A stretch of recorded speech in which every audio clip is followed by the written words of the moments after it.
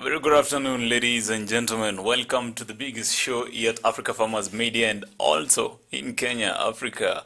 We're talking about the Farm Drive show here at Africa Farmers Media where we connect, learn and grow. So I'll be your pilot today, Brian Mwenda, and as you can see, the topic of today is quite an interesting one where we're going to talk about market risk for agricultural produce and how to even avoid them. So yesterday we had a conversation with one of those farmers who has done, farming for a long time, at least 15 years and more. And also, of course, farming also comes in a bit of marketing. And they did say some of the mistakes that farmers do make while approaching the market. And now today we want to dig a little bit deeper into the market risks for agricultural produce because well that topic is a very hearty one because once you market your produce what you get is what you call your revenues or your profits and so today we want to dig deeper into what can make you not get 100% of what you did expect from the planting season to the whole process of production and now the harvesting season. This is what might make you lose out on the coin. You might also, have a very good field day, harvesting, bumper harvest. You've made sure these aspects of production, you made sure that they're ticking. It's a green tick everywhere. But then when it comes to now the marketing that comes with it, some risks might stop you. But then, we always say that risks are always there. Problems are always there, but the person who always finds solutions to them is the most important person. And now today we're going to identify first some of these risks, and then from there we're going to even find solutions to them. So I'll be your captain today, Brian Mwenda. We're riding solo today, but I feel so energized today. I don't know what's up, but I feel so energized today to bring you, up to 5 p.m. today. And also above that, we're going to have an AOB where we're going to look into some of the news that have been happening throughout the day. Remember, Kenya is still mourning the loss of the third president of Kenya, of course, who is Kibaki, Mwai Kibaki. And of course, the viewing of the body, which is lying in parliament buildings, is still continuing. This is the second day. Yesterday we did see the show of might that comes with a state burial. And so it's still happening today. It's going to happen until tomorrow. Tomorrow, that is Wednesday and Thursday. Now on Friday, that's when, of course, the official burial is going to take place at Othaya.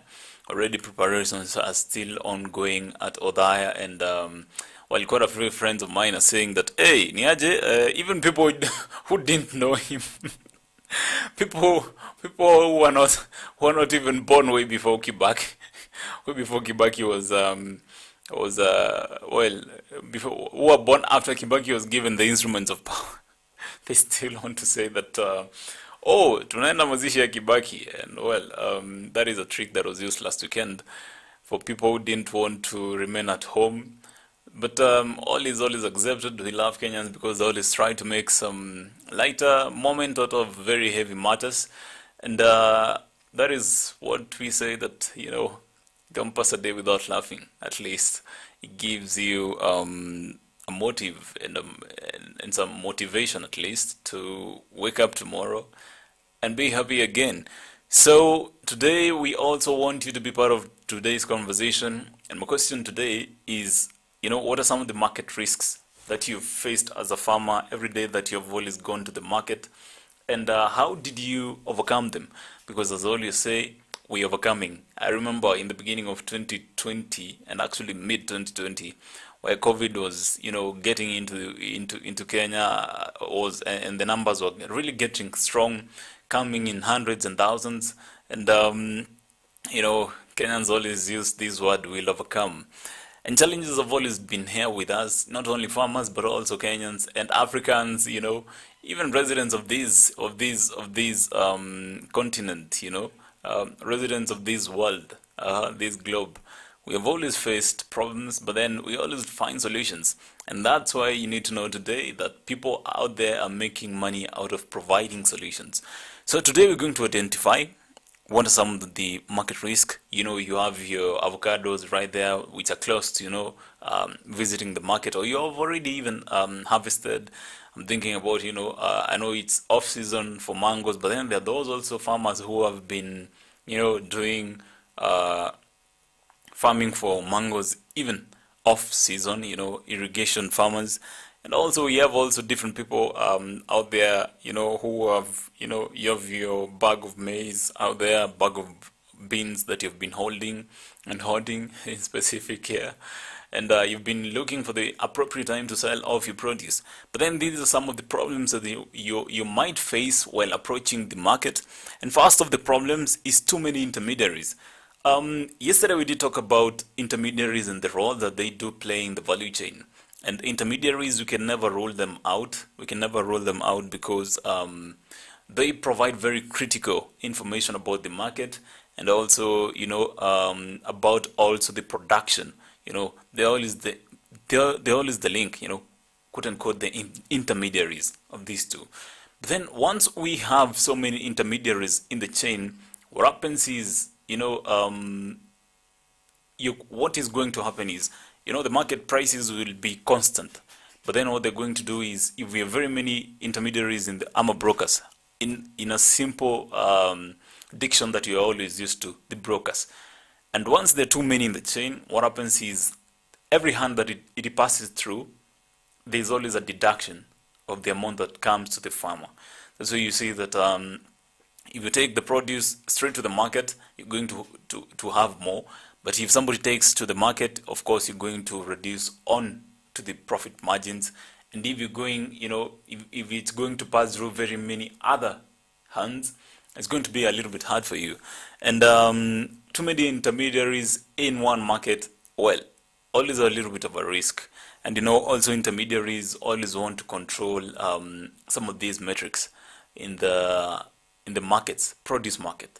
Now, of course, we did get a case sample yesterday of how some intermediaries did well, quote unquote, threaten a certain farmer who, of course, wanted to take his produce into the market by himself. But then they told him, unatuharibia market wewe, my friend. And too many intermediaries at some point might be a risk. And that's why at some point you're always told, you as a farmer, why don't you think about, reducing the number of intermediaries? Maybe this is the wise move, reduce the number of intermediaries, do business with the intermediary that, takes to the final market. Because what happens is they're going to offer a better pricing for your produce because they're not going to pass through many hands. So that's one of it. Second thing, defections in weighing and scales. What? Hii ni shida kubwa sana. And actually we even still got an example yesterday. Wakati mtu anapima watermelon na scale, and then hapa chini kidogo anainua kidogo tu because how they always weighed up. You put some into the bag and then you lift them. So the way that goes downwards, of course, well, that's more the weight of the produce. Again, there's somebody pale chini trying to lift the produce, and I'm sure we farmers have faced these. And back in the day when I was quite young and selling milk, dairy milk into one of these dairies, we always had questions about the scale that was being used to measure the milk. And wow, I'll tell you one thing. You always need to counter check what you first taking to the market, and once you get there, counter check again what is going or what is coming off your hands. Because what happens is we've been told that scales are never complete. One of these days I was buying meat somewhere in Kitengela, and this guy, ananekea nyama, anaeka, and then naona mtu hata hataki kufikisha kabisa. And then okay, I was, all right, you do your business. And then when he's taken away the meat from the scale, I see the scale is reading close to 0.4, and okay. So this scale on a normal reads 0.4, and then you're not willing even to completely, put on the way that I've said, maybe kama ni nusu kg weka kama ni ni kama ni kama nimekwambia 1 kg, at least wacha some 1 kg. But then well, you'll be interested that some of these scales out here are not so well calibrated, or even if they're well calibrated, some of them do not meet the standards and are not so functional. And it's always good to counter check what goes out of your farm.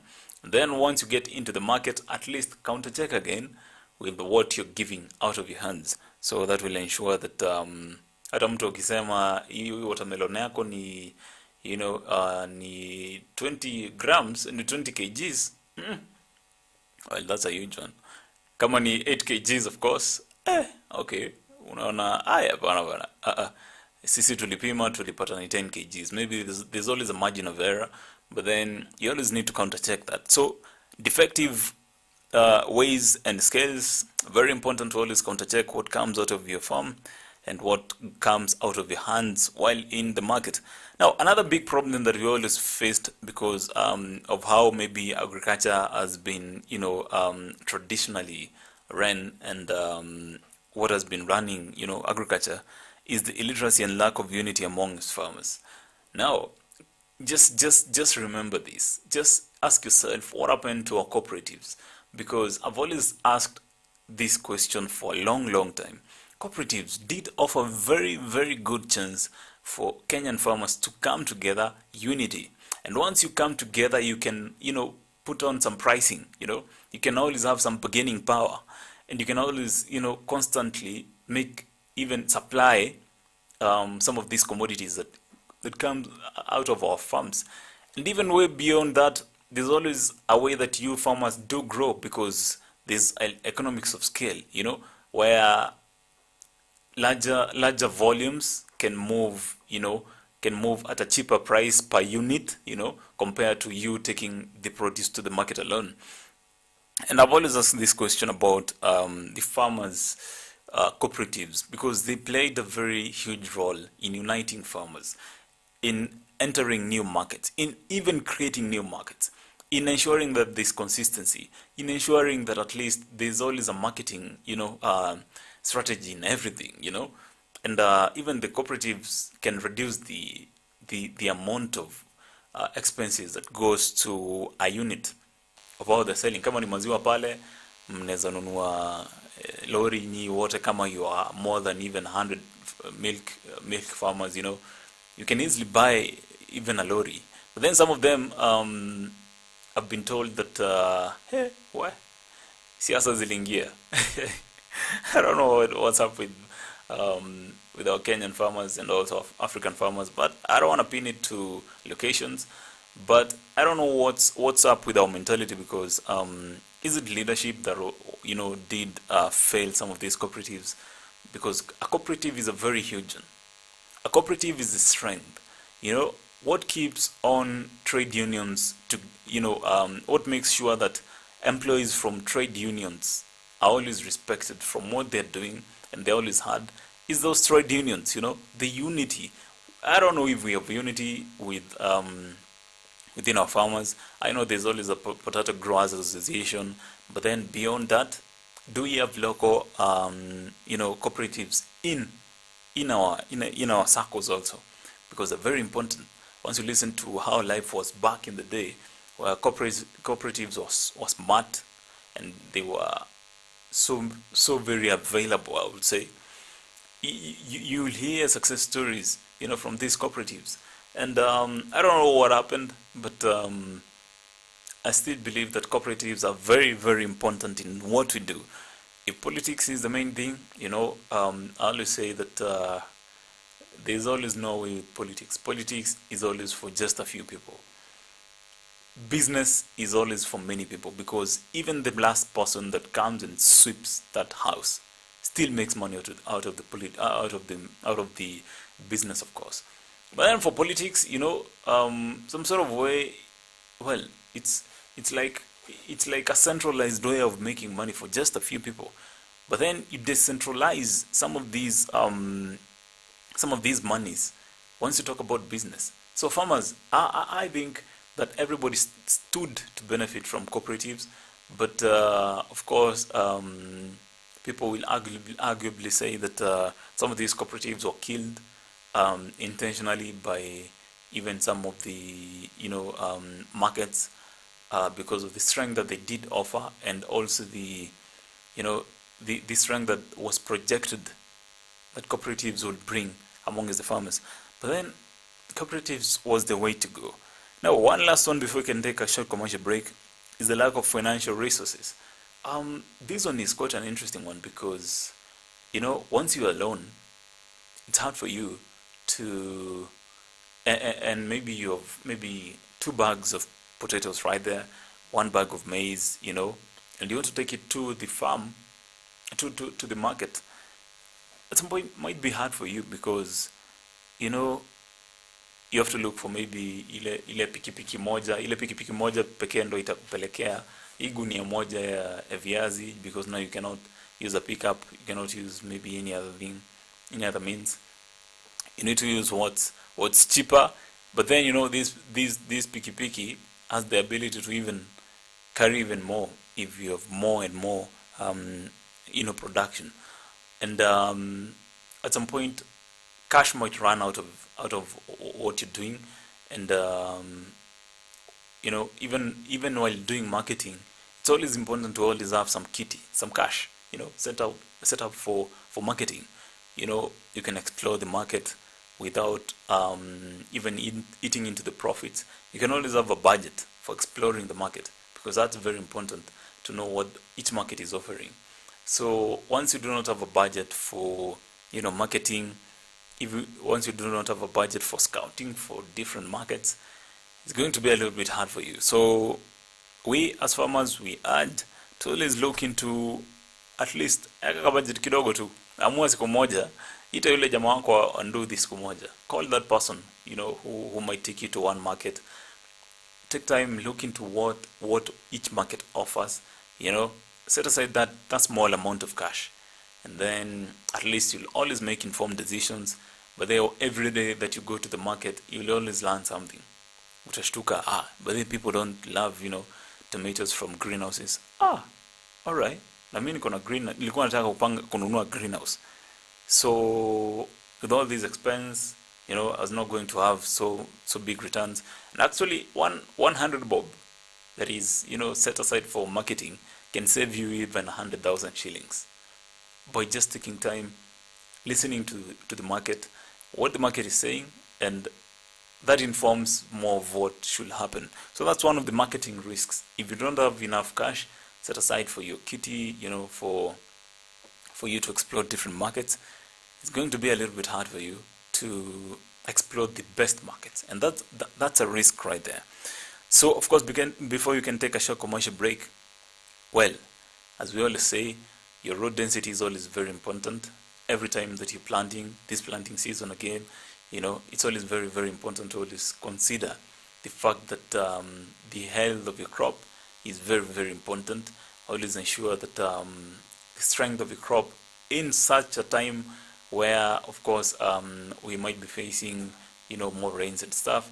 You always have to ensure that, there are enough nutrients in your soil to make sure that even the product that comes out of, that soil in the harvesting season is first high yield, second thing, high quality.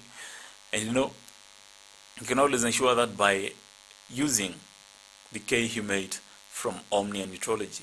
This ensures that at least you can always ensure that the root density of these crops of yours are very well, because they say at some point, the depth of the roots that you have in your farm ensures that there is proper uptake of water and nutrients from the soil. And of course, once you use the K-humate, it does promise you that that's a healthy plant right there. It's going to accelerate the growth of the root density of your crop and ensure that your crop is utilizing every single piece of fertilizer you're putting in that soil. They say that's a soluble fertilizer for you, and you can always use it and ask from the nearest agrovet about that. You can always, of course, send your question, to Omnia Nutrology East Africa or Omnia East Africa on social medias. That's Facebook and of course Twitter, Omnia Nutrology, and also on LinkedIn, Omnia Nutrology too, and ask your questions. If you kama unatuwatch pale and you don't want to do all these many steps, you can always drop your question right there on the comment section and ask, what does this K humate in specific do, and of course how can I get it, and how does it operate in my farm, when to use it. All these questions are going to be answered once you take a move and an initiative to ask this question. So this message is brought to you by Omnia Nutrology. They say they understand the science of growing.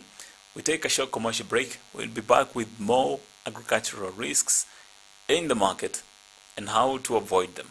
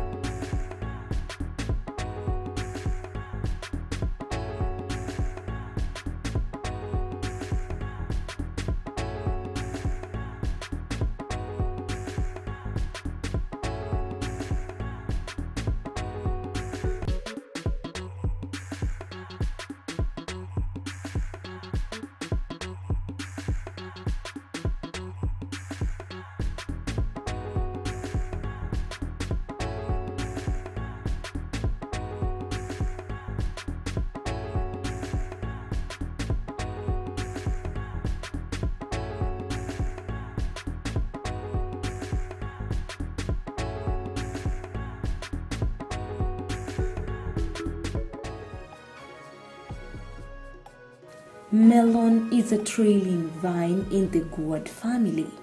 The word melon can refer to either the plant or specifically to the fruit. Watermelon is a type of melon that is sweet and refreshing fruit. Watermelons can either be grown on home gardens for small-scale farmers or large-scale depending on the market demand. You can either transplant or plant watermelon seeds directly. For best performance, plant watermelons in hot, sunny locations with loose, fertile, well-drained soil that is rich in organic matter. It is best to plant watermelons on raised rows and ensure that the soil pH is between 6.0 to 6.8. On average, it takes around 3 months for a watermelon to grow from seed to mature fruit, with smaller varieties having shorter growing times than larger varieties of watermelon. Watermelon growing, if done rationally and on a scalable basis, can be a good source of income.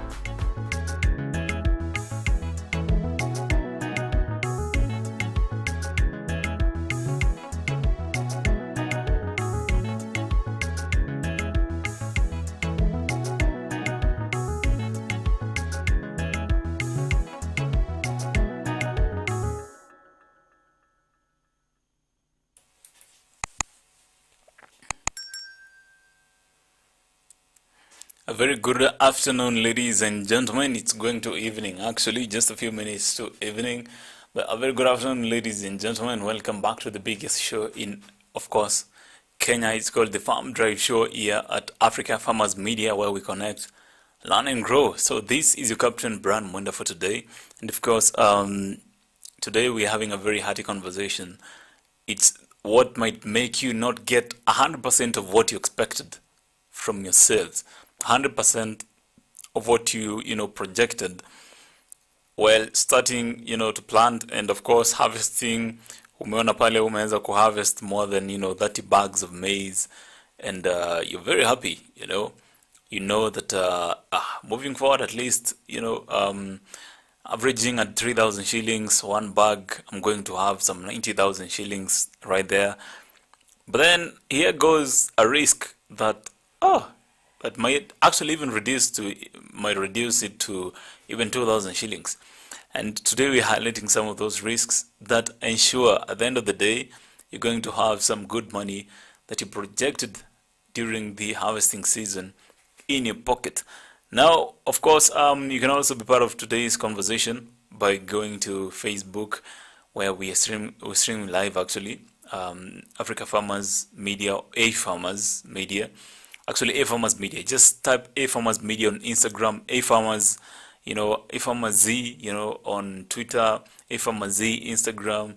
Go to LinkedIn, our beloved LinkedIn, we have also updated some of the professional things that we do, here at Africa Farmers Media. And also above that, you can also go to Africa Farmers Club on Facebook, where there's always, it's a group where people do ask questions as farmers. People do get to interact with the experts within. You ask your question and it's well answered. So today we're asking this question that you can answer. What are some of those risks that you have faced as a farmer trying to sell off your produce, and that didn't give you the projected amount of money that you wanted to have at the end of the day? So before we took a short commercial break, we were talking about some of the risks that include too many intermediaries, brokers, as you'll want to say, defective ways and skills. Mali mtu anaenda anakafinya hapo chini, anafinya kidogo hapa, so anafinya gunia lift kidogo na chini ili isisome yote, well, and that's the beginning of our trust issues as Africans. We don't trust everything that happens around us, and also because we have also never been given a reason not to trust, which means you've never been given a reason not, of course, to trust. Now, above that, we also did talk about the lack of financial resources, and this ensures that at least there's some money for you to go out there, study the market, get to talk to different people, ujue, but then mnataka mahindi sangapi, mnataka lini, some of these problems that you might face financially to being out there. Now, we also did talk about illiteracy and lack of unity amongst farmers. And we did talk about, of course, cooperatives and the strength of cooperatives, where they went, But they want to hear your story with cooperatives, because they were one of the strongest unity forums for African farmers. But still some are there. I wouldn't want to rule them out. Some are still there, doing very good. And more of them, are dairy cooperatives, doing very fine. Once you go to, for example, Meru County, we have different CBO groups, cooperatives out there that are doing fine. Wengine wanasema wananunua hadi lori ya kupeleka maziwa. More than 200 farmers come together, and they say, you know what? So tutaamua tutakata maybe hii maziwa, we're going to officially sell at 37 bob every day, but we're going to sell, what is coming to us is maybe 27 bob. The 10 bob per liter that you're selling goes to saving up for a lorry that is going to help you in logistics right there. That's a cooperative for you. But that ensures that your milk can move in time, and this convenience, and once your milk is moving in time, You can always plan for other things, within the farm, and you can also, do other things even without even in and without the farm. Now, one more thing that we need to talk about as a risk that might not give you 100% of what you did expect is a lack of organized market systems. And this is it, we farmers always, we always know that there's always a way that, for example, let's start even with the structures that are always there. Um, Many county governments, I would want to think that have started, constructions, or have already constructed, um, sub-county based or urban based markets for structures in specific for, of course, farmers locally to, take the produce there. And some have not yet completed, some some in some places. I come from a county where some of our sub counties have not, since the market was constructed from 10 years ago. Wow, nothing yet. It's not yet complete, and it's something that first might come out of transition from one governor to the other, and well, unaona ni kama hii kazi nyingine yote sioni ni kama nitamaliza, because si mimi nilianza, and a market that was meant to be for convenience for our farmers somehow, well, is not able to serve the farmers. And above that, bado imekula space mahali iko, so that piece of land cannot be used. Above that, also organized market systems in terms of even intermediaries. Where do they come into this chain? Intermediaries, they even don't know what is happening around. Um, and it's always good to always have some organization somewhere. People organized, kama ni tomato suppliers, very organized. They know how to bring in what type of, tomatoes. Tusipatane pale watu wa Uganda, watu wa Loitoktok, watu wa Kajiado, watu wa maybe Kitengela, wote wamejipata kwa market moja, and that is flooding of the commodity, which means there's oversupply, constant demand. I would want to think, well, that ensures that some of the produce might be offered very little, buying prices. And this ensures that some of we farmers who are visiting the market do not harvest big on what we are trying to do. And that is what lack of organized market systems does bring out of, what we do as farmers. And kama kuna ile market iko karibu na kwenu, jaribu ambia mdosi amalize hiyo market bana.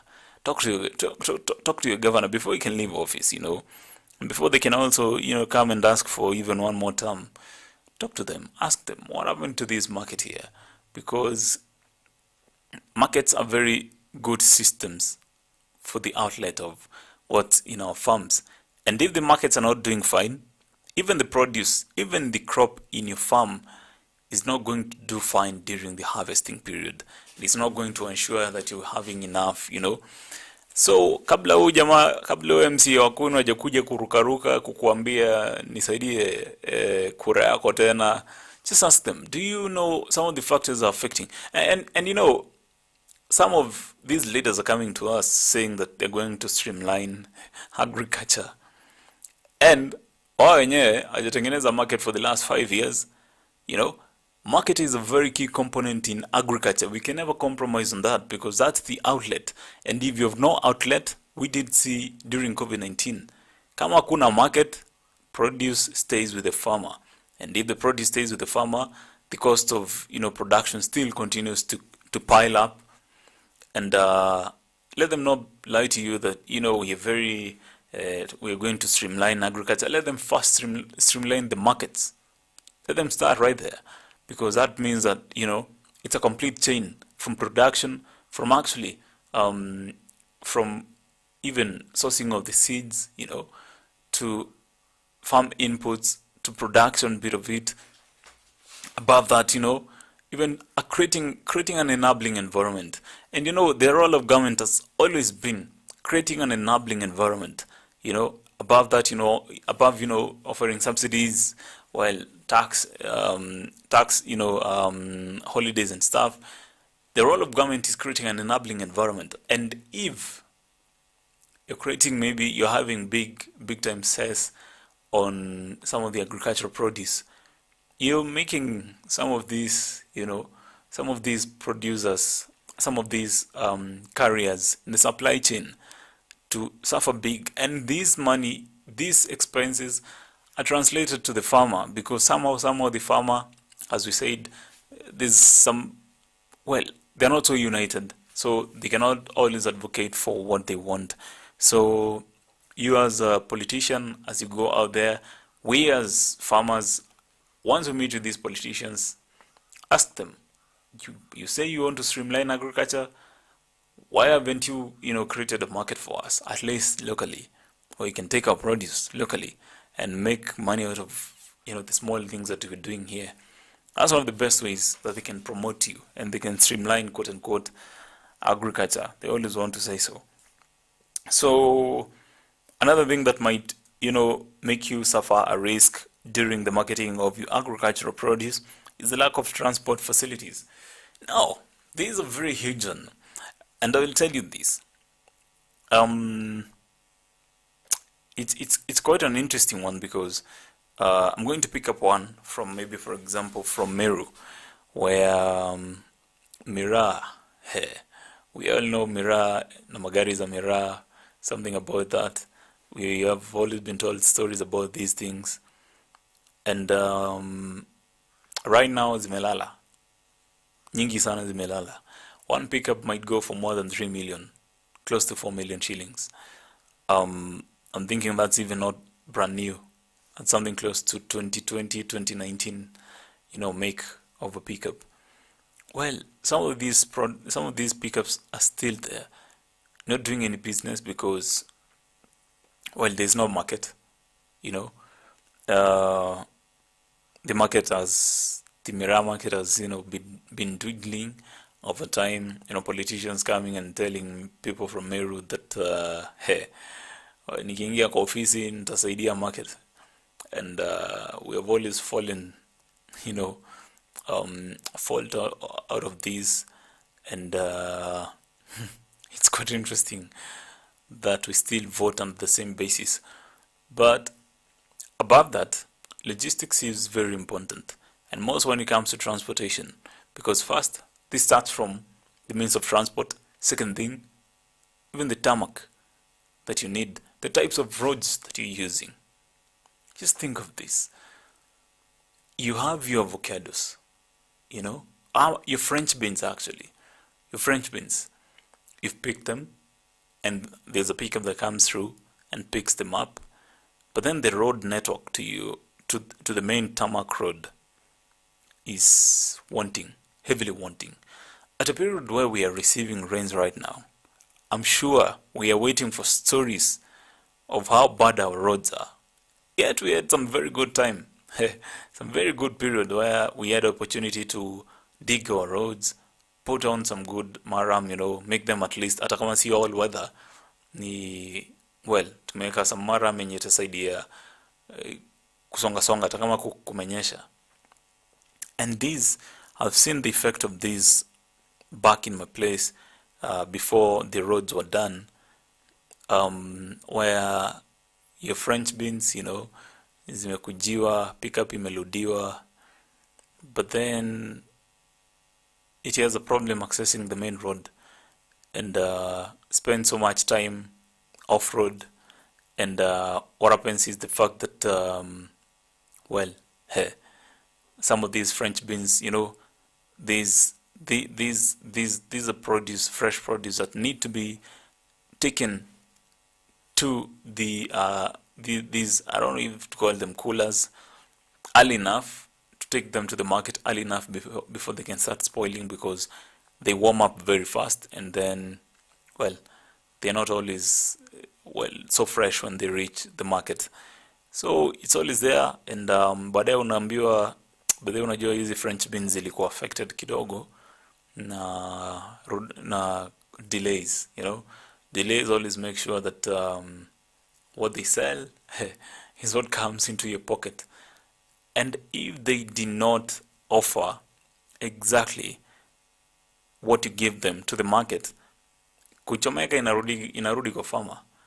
And that's the importance of, even in streamlining of this quote unquote agriculture, streamlining, what is called streamlining, let them tell you that they're going to improve the road network. Accessibility is very important to your farm,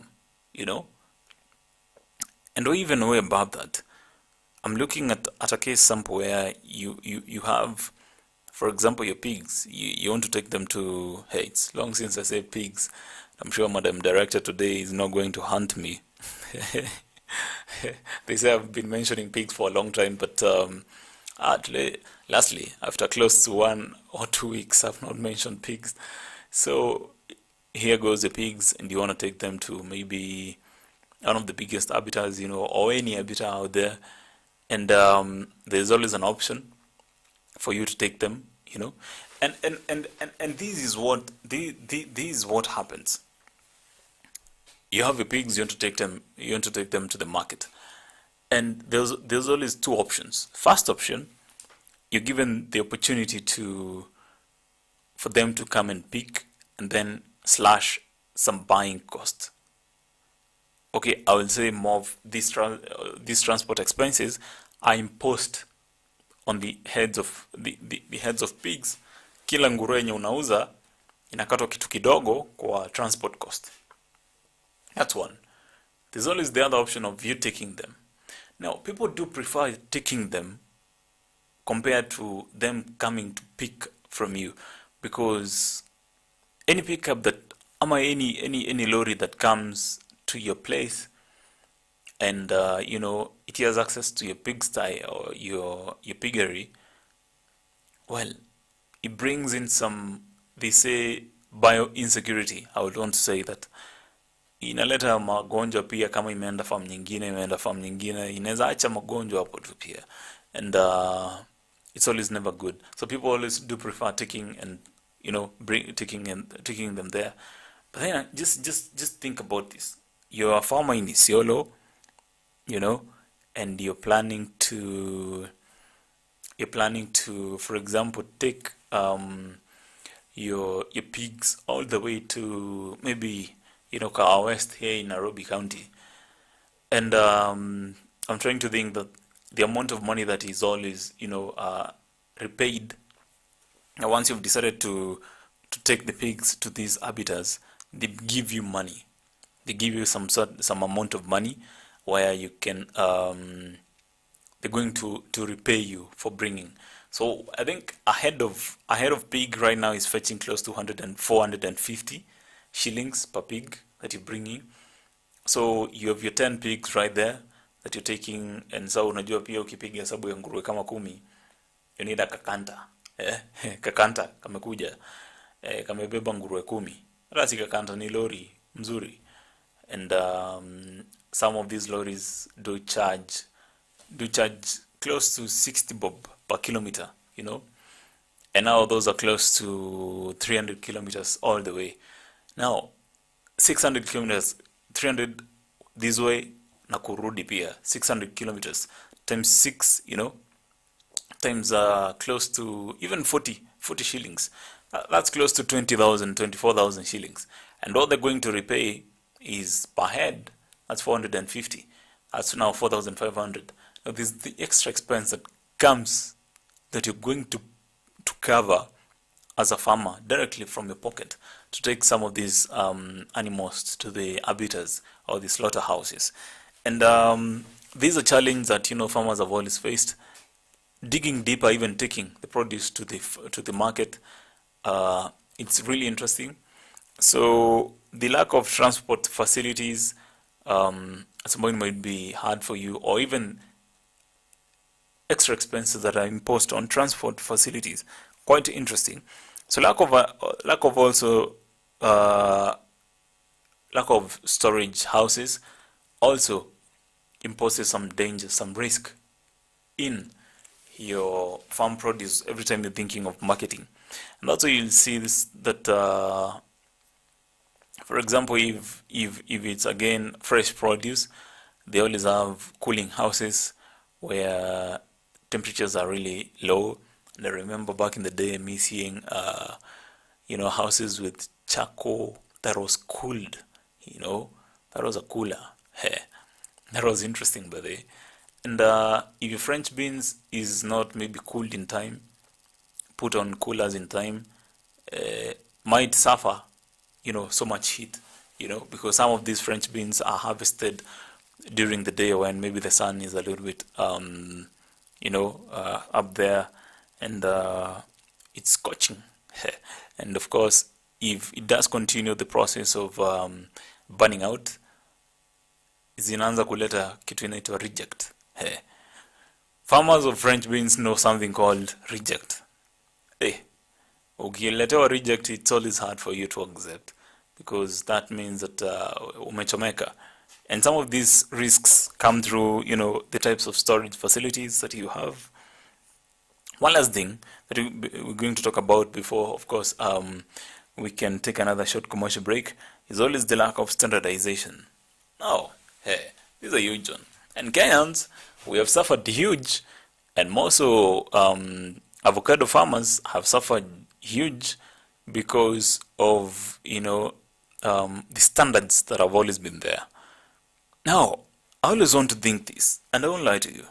I always want to think this because, let's say even potatoes, we always have the standards of what is required to the external market.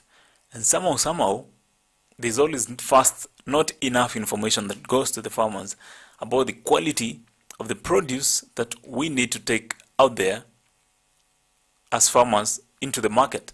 That's one thing that we've never taken time to be well informed about. Naambiwa but the equality ni kama haitasaidia. And this was reflected in the year 2021, where we received close to 2 bans of exporting our avocados out there because they were not up to standard. There was some problem with the standards that we have, and you can look even right now. We just from fighting one of the fast foods out there when they ran out of potato stock. And we said, Kenyans, what's our problem? When our standards are not enough? And standardization is very key. And once every day we are out there and trying to even talk about the market that we're having and the type of produce that we're taking to the market, we keep on forgetting that standard is very key. In farming, your produce first needs to be of quality. Always quantity is always another thing, and consistency in going into the farm. Maintain high quality. Of course, quantity is always important, and also the consistency that you offer every time you visit into the farm. Si siku moja umekuja umeenda. So the lack of standardization, and we've also seen this even in the packaging of some of the farm produce that we're selling to our markets. Unapata pale unapata pale viazi zimewekwa hadi kagunia kingine hapo juu, valishwa hadi kofia. You see, we're creating like two sacks of potatoes out of one. And I do remember the government came through with policies, but then the problem has always been the implementation bit of it. Because in the implementation bit of it, there was some quote-unquote some lobby group, which was, some did say, some noises here and there said that they were cartels, they are not really farmers. They came saying that sisi tuko sawa, gunia yetu ikiwa inafungwa hivyo. I don't know how many farmers did accept that, but I do remember the government did rain hard on some of these, packaging standards, And if 3 bags of potatoes zikiwa zimefungwa vile are really hard, zimefungwa hivyo, they can translate to another bag of potatoes zikiwa zimefungwa the standard way. Trust me, it's cutting on your revenues. It's cutting on the profits that you're making. And every time we always need to look into the standards. Ama broker pia wasitufinyilia sana pia, usikubali pia. I remember madhe pale akiwa anauza viazi, she was very vocal. Anaona mnaenda kuongeza kichwa, anasema kama si hivyo mwaga viazi zangu hapo. You're not going to do that, because they always look for a way, to make an extra coin, to manipulate some of these systems, and always stand against them. Always know before you can go to the market how to price your produce and how they are packaged, and what are some of these standards that are always required. Because what amount of waste comes out of maybe an animal, from live weight to dead weight. What amount of weight, what percentage of waste is given away during the slaughtering period? Kama ni nguruwe 30%, 25 to 30%, hiyo ndo inatolewa kwa live, nguruwe iko live ili sasa ikuwe nyama. So kama ulipeleka nguruwe ikiwa 100 kgs, always look into the fact that maybe 30% is going to go to waste. So you're going to have a dead weight of 70 kgs. Always know that the standard. Kama ni ng'ombe, I think close to 40% will go as waste during the process of slaughtering and stuff. So always know some of these things before you can go out there to the market, because I heard of a case where some farmers have been duped by some arbiters. Sana okay, mimi nitaongea kuhusu nguruwe juu hizo ndo nimeishi kufanya research na nimeinteract nazo. Some farmers had some problem with how some of the arbiters were treating them. Ungepeana nguruwe pale, unaambia badhe, nguruwe yako ilikuwa na waste nyingi zaidi ya normal. Ulitupatia ikiwa 100 kgs, saa hii ni kitu kama 40 kgs ndo zilikuwa waste. Okay. And that's one of those problems that farmers have always been facing. So what you agreed at the farm gate is not what is given back to you during the payday. And always know that no one is always there to advocate for your rights. We farmers are always there to advocate for our rights, and we need to always know some of these things. Information is power, and information is what ensures that you're confident. Even as you go out there, unajua mi si ule jamaa kudanganywa rahisi, because you'll always feel confidence deep inside. You'll always feel some confidence. It's very important to know some of these things. So of course, once we take a short commercial break, we're going to talk about some of the final risks that you need to know, to be aware of. Of course, we talk about even lack of awareness of the market, policies that of course are not. In Kenya, you'll be surprised that we have a very good constitution. They say, quote unquote, a progressive constitution that has been borrowed from, we've borrowed a leaf from one of the most, I would say, developed constitutions, most mature constitutions out there. And some of the policies that have always been made are sound.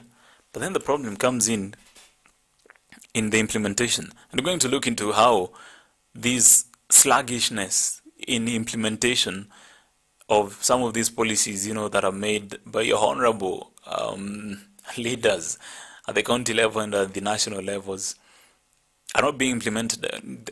How they're affecting farmers currently.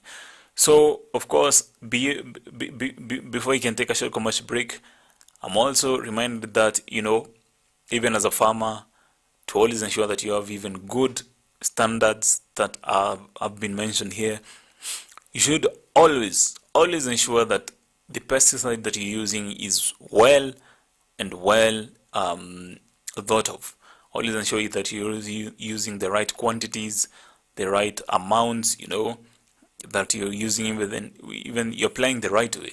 And they always say that before using some of this pesticide, always ensure that you have well protective gear, kama uko na mask pale, kama ni ile dawa yenye iko it's of course it's sprayed medicine, yeah, I will say pesticide, sorry. Na kama ni pale uko na gumboots pia, kama unapitia pale kwa zile viazi zako, mahindi, always ensure at least you have some gumboots ili usibaki na dawa pia kwa mwili pia. Above that, always keep away from the reach of children. Watoto nao watajua. Children don't know what is what. Always also ensure that you're reading the label the right way. Always know the amount of pesticide that you're using and how it is used. Always ensure that you also read the expiry date and also the batch number. Batch number helps you understand the traceability aspect. So this is a message that is brought to you by Markup and Unido. They say that Daubora Mazaubora. They say, well, if you can use your pesticide the right way, you're going to get proper yields in the harvesting season. Now we take a short commercial break. We'll be back with some of the risks and solutions, as we always say, solutions that you're going to have for your crops every time that you're planning to go to the agricultural market.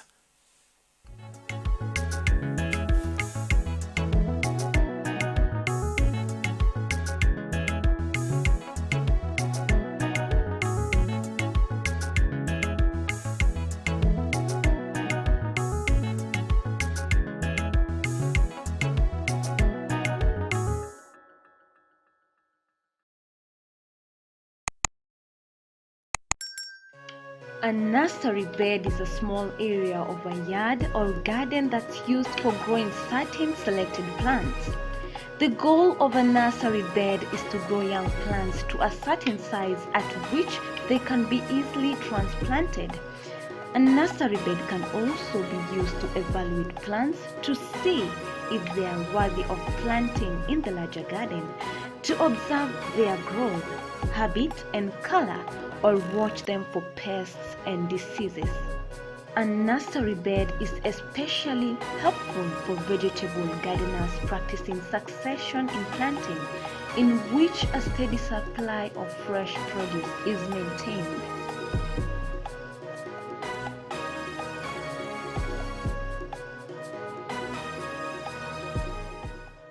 Beetroot is a highly nutritious root vegetable.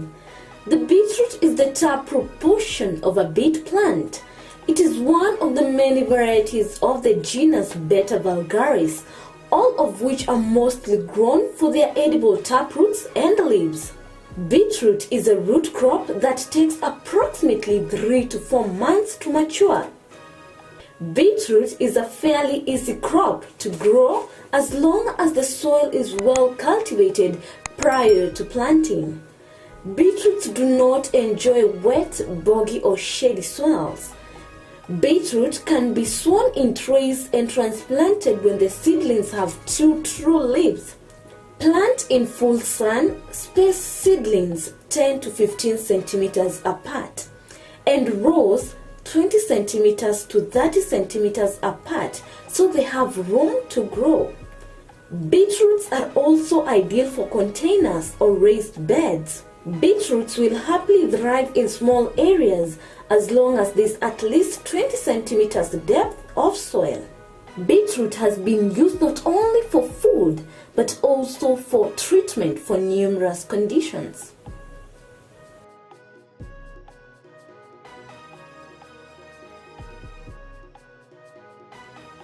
Agriculture is the art and science of cultivating the soil, growing crops, and raising livestock. Agriculture provides most of the world's food and fabrics.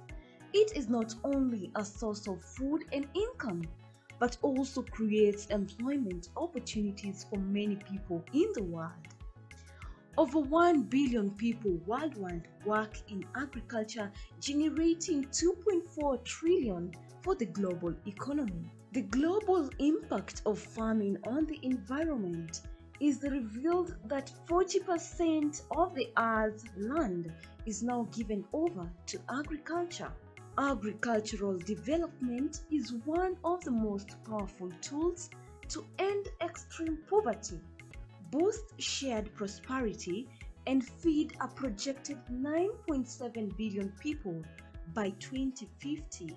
And we, the Afarmers Media, roll the carpet for you as we welcome you to our thrilling farm visits to different farmers that educate and inspire you in different sectors in agriculture. Catch us also on our shows on all our social media platforms as we bring you educative and informative information that will help you learn and guide you on your agriculture journey to success. Our farmers attain knowledge and grow profits.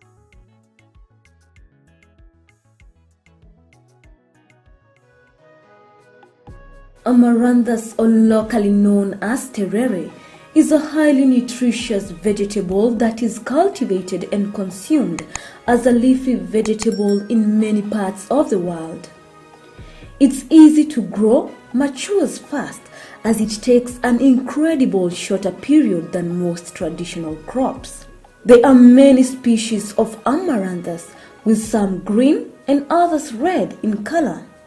When growing amaranthus, ensure the soil is well drained and rich in phosphorus, and most importantly, ensure the seeds are well distributed to achieve an even spread when establishing a grain amaranthus field.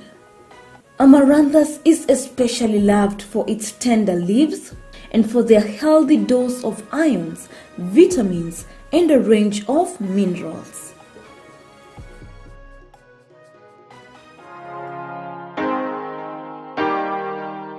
Pesticides can be very harmful to humans and environment if they're not properly handled. Safe handling of pesticides involves proper selection and careful handling during mixing and application. However, as useful as they are, they're inherently toxic. Here are some ways you can handle pesticides for your own safety, your farms, and the people around you. We are looking at reduced accumulation of obsolete pest control products in the country as one. We are also looking at the associated conservation of environment and also protection, conservation of beneficial insects such as pollinators and predators, which are used to control other pests. Before you use the pesticide, read the label and leaflet carefully. Measure the required quantity of pesticide. You have to have adequate clean water for the mixing. Adequate meaning enough to dilute the pesticide and also enough to do the cleaning of the equipment and yourself after the application. During the mixing process, you are also supposed to be wearing your personal protective equipment or PPE, and this is to avoid exposure to the pesticides. Applicators and handlers need to wear appropriate personal protective equipment specified on pesticide product labels by pictogram. In hot and humid climates, the wearing of additional protective clothing may be uncomfortable, and pesticides should therefore be applied during the cooler hours of the day. Care should be taken not to touch any part of the body with gloves while handling pesticides. Avoid spillage and prepare spray fluid in well-ventilated area. Do not eat, drink or smoke when handling pesticides. Check the spray equipment before use for any leakages and accurate delivery of spray solution. The nozzle should be directed to the side, away from the body. This prevents applicators walking into the spray cloud or recently sprayed foliage. Inspect equipment regularly for leaks. Leaking equipment should be repaired and the skin should be washed after any accidental contamination. While applying pesticides, be sure to follow application instructions precisely. More is not better. Unnecessary and or incorrect application can result in exceedance of maximum residue levels, which can make the produce unmarketable. All consumers want to eat safe food. So whenever there is an issue of what we call exceedance of pesticides, or what we call maximum residual levels of a particular pesticide, then what happens is that the market becomes very concerned, because they want to assure their consumers that they are eating safe food, which basically is healthy. And then what they will do is that they are going to discontinue the supply of the products that you're exporting. In contrast, responsible and correct pesticide use following good agricultural practices protects the crop and keeps residues within acceptable limits required for sale. Incorrect application of pesticides can damage the crops and have a negative effect on human health and the environment. The vision is basically to ensure that we can bring as many farmers to understand the importance of safe use of pesticides, to understand the institutions that are involved in regulation of pesticides, to understand that pesticides, when used well, will support production or increase production, and more importantly, the risks associated to the environment from pesticides. Once you're finished applying the pesticides on target crops, empty the spray tank completely after spraying. Spray any remaining spray mix on the ground of the treated crop. Triple rinse and puncture the empty pesticide containers and place this in a safe place for disposal. Ask your supplier or agro dealer about a collection scheme. Clean the spray equipment immediately after use. Decontaminate protective clothing and footwear through following proper laundering or cleaning instructions. Wash the hands and body thoroughly with soap water. A sprayed field must be marked and unauthorized entry should be prevented. In case of suspected poisoning, please refer to the label for instructions and call the Poison Center on toll-free line indicated on the label. Report the specific pesticide used. Mishandling pesticides could have adverse effects on not only plants but also humans and the environment. Proper care and instructions should be adhered to always. Farmers are advised to attend available trainings on good agricultural practices and pesticide use within their counties to ensure safety while handling pesticides. Remember, proper usage of pesticides increases yields and market access for your produce. Food safety is everyone's responsibility, starting with the farmer. Dawa bora, mazao bora.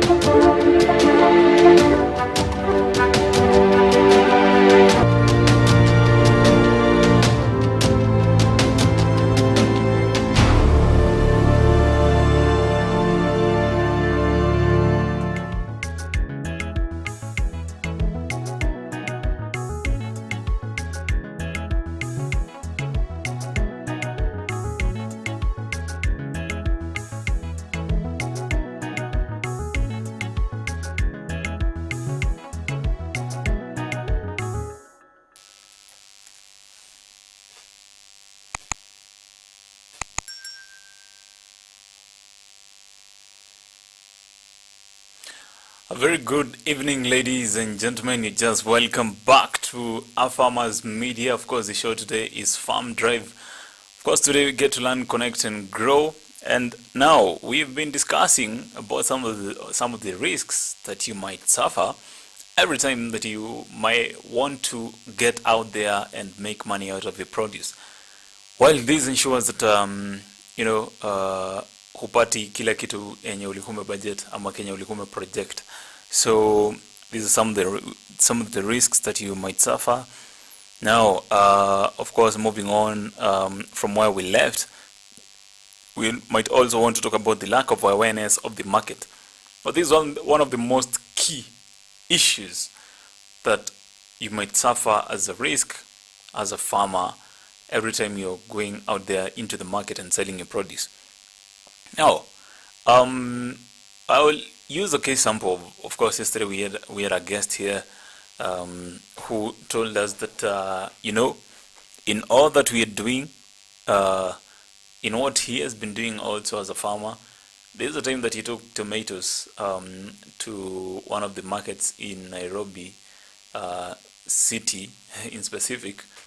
Now, and he was, well, people are not really happy with what they found out, that because there was a mix-up of the ripe tomatoes with the unripe tomatoes, and this didn't go down well with the suppliers because, well, ukimix zote pamoja ni kama zinaharibika.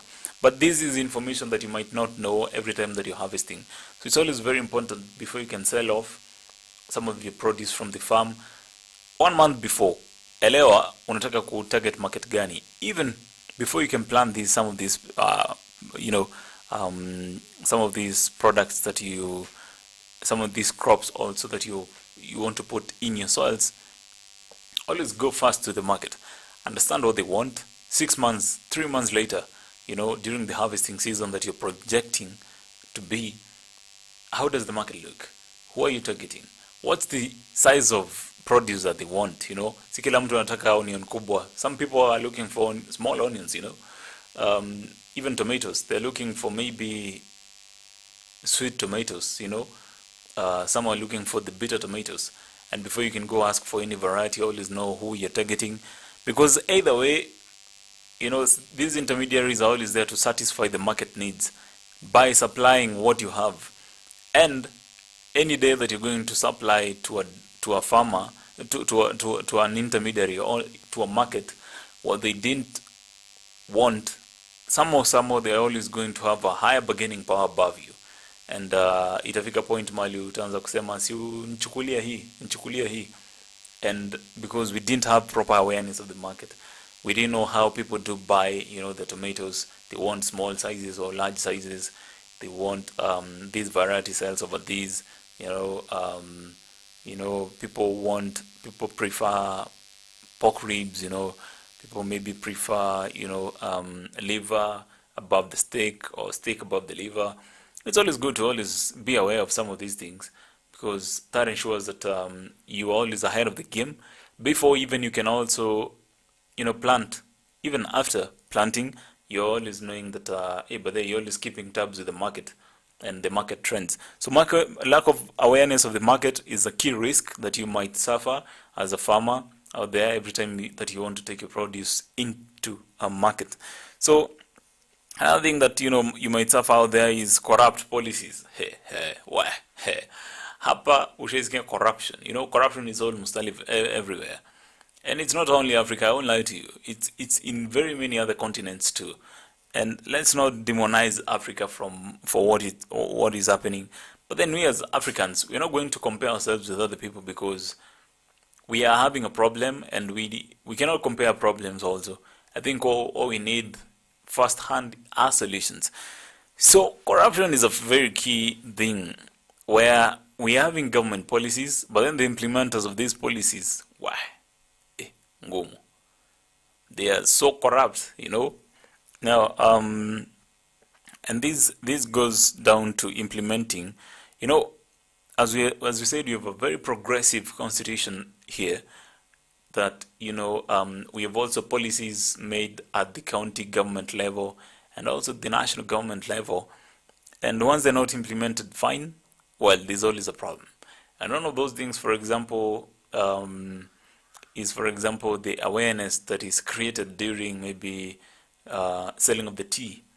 You know, once people are auctioning tea, I'm thinking maybe there has always been a problem, a very huge problem with our Kenya Tea Development, of course, agency, well, KTDA, because of some of the corrupt dealings of the board members of some of these branches of KTDA, and this has brought in some problem in terms of even how fertilizer is given out, you know, even how some of these tea is even bought, the prices and everything, and that brought into some reforms, you know. It brought through some reforms that were done, called the Tea Bill 2021, I think 2020 2021, one of them, and it did bring some streamlining, quote unquote, in the tea sector, and corruption was one of those things that was heavy in the tea sector. And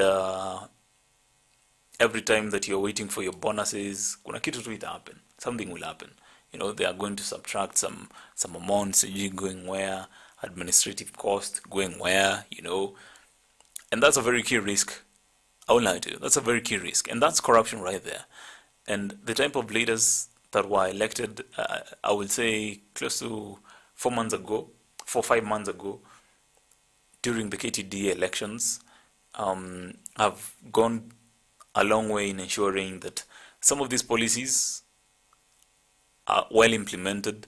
Well above that, the corruption that was deep-rooted, some of it, you know, has not seen the light of the day. And I won't want to scale the way or weigh the successes of this bill so far. But you as a farmer, I'm sure you've interacted with some of these reforms that have always been there, you know, in terms of the marketing. You know, the government also went ahead in and even did do a price ceiling of the tea auctions, the least amount of money that tea is going to be auctioned at. And this has ensured some stability in the market. Now, stability in the market in buying, you know, some of this produce ensures that there are no major changes in your sector, you know. Hautashtukiwa leo tunanunua tea 45 bob, kesho yake 17 bob, kesho yake 100 bob. There's some stability of sort, and this ensures that at least you can budget. So that's a market risk. Once you have corrupt leaders in your cooperatives, you know, in your agencies, you know, in your unions, very bad. They're very bad for your business. And that's a very key component that you need to always think about. One more thing that you need to talk about is the lack of market intelligence. We did talk a little bit about the same. Jua market inahitaji nini, sangapi, and how they want it. Above that, we're also going to talk about poor quality of products. Well, quality is very key. And one of those unique selling point of any business has always been quality. Anywhere that you go, quality is very key. Anywhere that you go, I'm sure quality has always been that thing that everybody wants to be associated with. So if you do not have quality products into the market, ukiguza pale nyanya yako kidogo ni kama imeanza kugrow, it has started growing some stem is coming up. You know, if you're having some tomatoes and you know they are ripening, well, the market might be somehow might repel against you. If you're having maybe milk that you're ililala na huku preserve vizuri, you know, the freshness of how things are, that's a risk right there. Ujua maziwa ukataliwa. But the pale, I remember when I was young, I was taking maziwa, you know, the dairies, and I would see some of the milk, you know, get taken back. Unasikia ng'ombe asikunywa maji usiku, and okay. And but there, I thought that was a very funny thing until I was told that it's affecting the quality of the milk, and okay. So how is that doing? How is it doing? And I was told maybe it does affect the water to milk ratio, I don't know, some science right there. And this is the quality that we're talking about, because it goes ahead into the market and it brings in the waste that comes with it. See the margin of error, that comes with the quality that we have. And that's very key in also understanding every market needs quality. One last thing that we're going to talk about as problems, I don't love talking about problems so much, is the problem of produce collection. Now, produce collection, hey, planning, they say, failing to plan is, it's planning to fail. Hey. Well, if you don't plan well enough in collection of your produce, maziwa yako ikipita pale dakika 1, 2, 3, lori imekuja ikapita, well, hiyo maziwa mtakunywa na watu wenye mmekuwa na wao. So it's always good to ensure that you're always working the right timings, proper quantities and qualities of the storage materials, that you're having.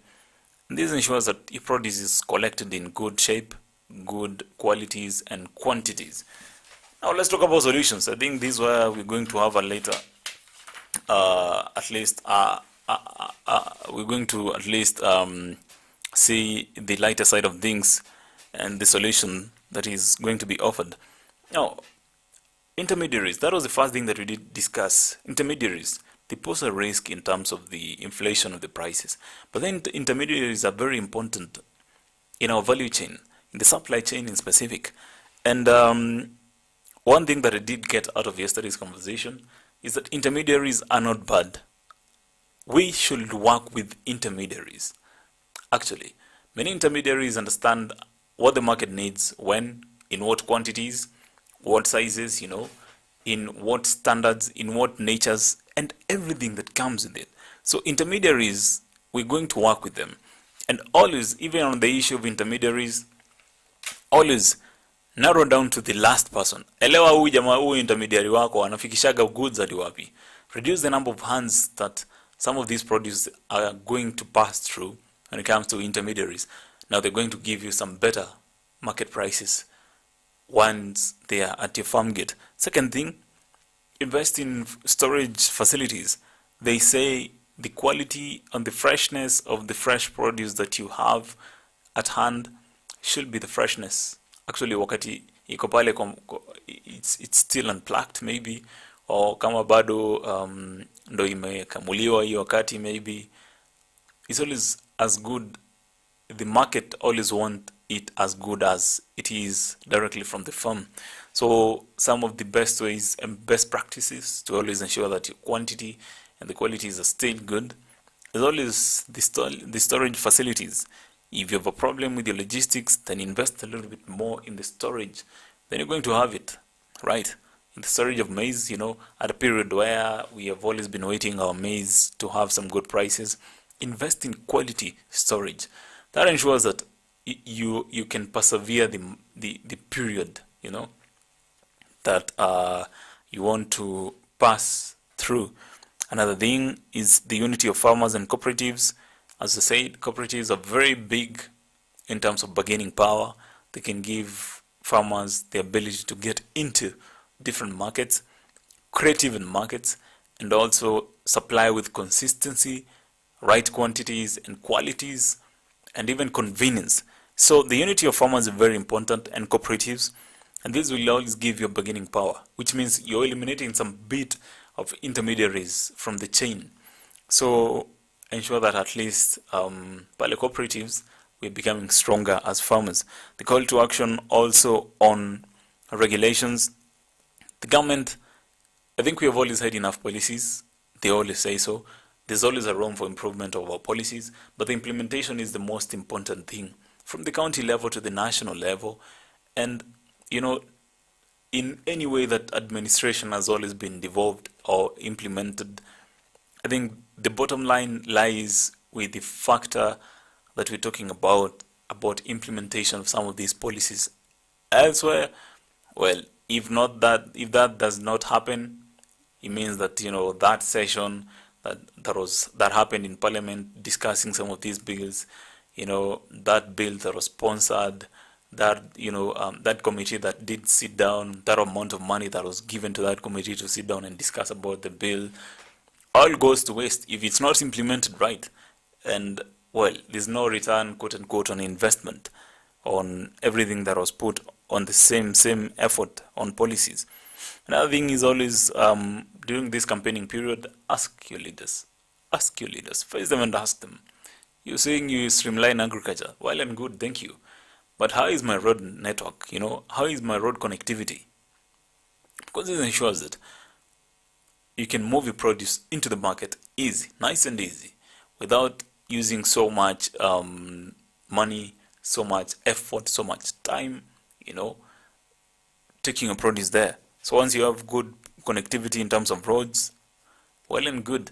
And at some point I come from a background where farmers walikuwa wamefika point when leaders were doing nothing, and what they will do is wanakasirika, wanaamua mimi nitafanya hii kazi tu, tutachimba hii barabara sisi juu. Well, it's our livelihood you're talking about. So another thing that we need to talk about is also the market scouting and intelligence. I always want to say that do not always look at one door. Always at least look at one door and at least a window. Alternative as an escape route. So even in terms of market, if you planted for one market, always look at an alternative. Hata kama bado the produce has not come out of the farm yet. That ensures that just in case one market backfires, while you still have a market to supply to, and you have a disposal mechanism. So it's always good to invest in market scouting. Go out there, jitume pale nje. Elewa bei ya nyanya Kitengela market, bei ya nyanya pale City market, pale Mudhurwa, you know, pale everywhere that you want to take, pale Githurai, which is offering what, at what time, and to who, you know. So always ensure at least you can scout for a market way before your produce goes out there. At least a month before you can harvest. That's very important.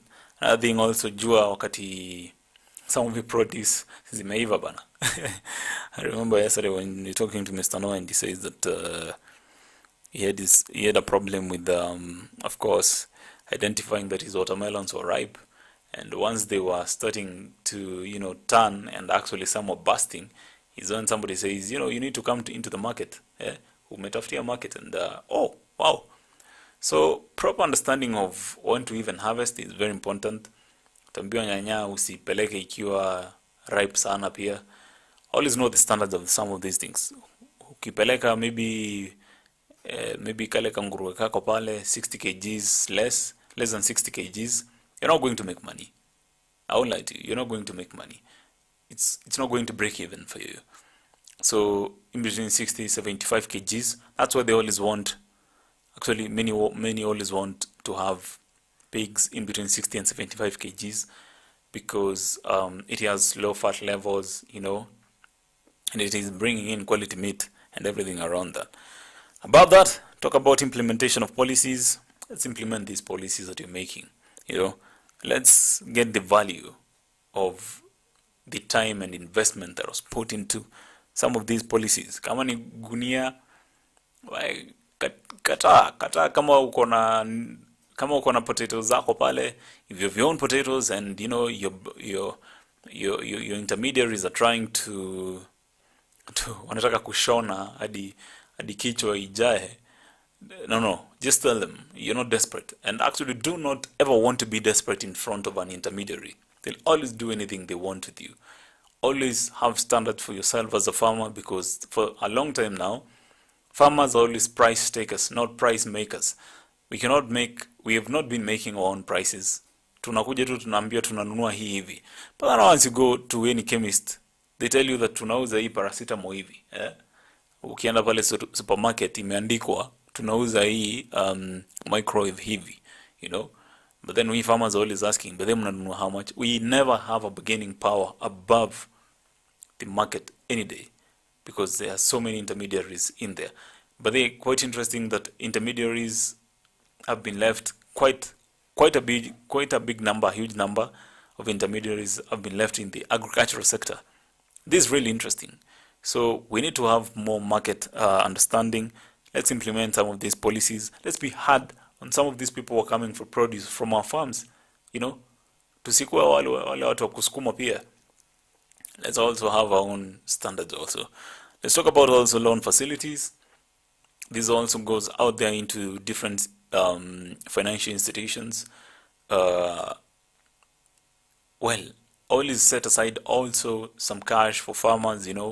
I see one of the banks did look for close to 1 billion shillings to aid tea farmers. Well, I'm not going to mention the specific bank, but all these things are, we're talking about the backbone of the Kenyan economy. 30% of the GDP, 25%, 24% in different financial years, coming from agriculture, largest employer, of the informal sector. And we need to look into it in a better way. If we are having grants, maybe it's a high time we also prioritize agriculture, because it's a high risk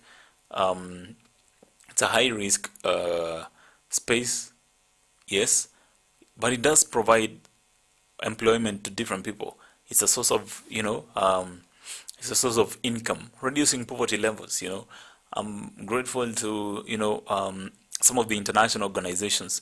They're being keen on the agricultural space and the solutions that are being offered to world food security, at a time where things are getting hard.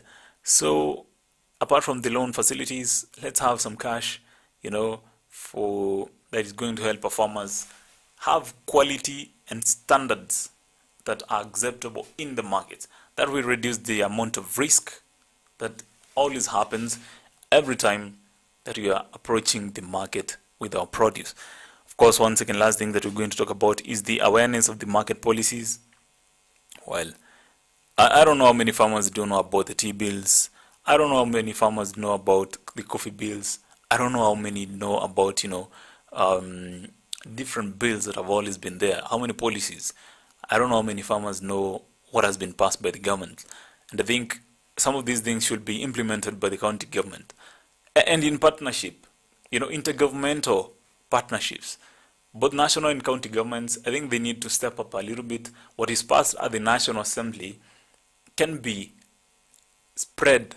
Information can be spread, through mainstream, through Africa farmers, where we're having farmers talking to different farmers and educating them about some of these policies that are happening, even as we approach the market, ili tusikuwa tunapigwa, because intermediaries know what is happening, but then they always look out for the information loophole that is always there, with our farmers. We're not so keen. It's always good to always keep up to date with the news that is happening, so that you can know what is affecting you as a farmer and how it's going to affect you.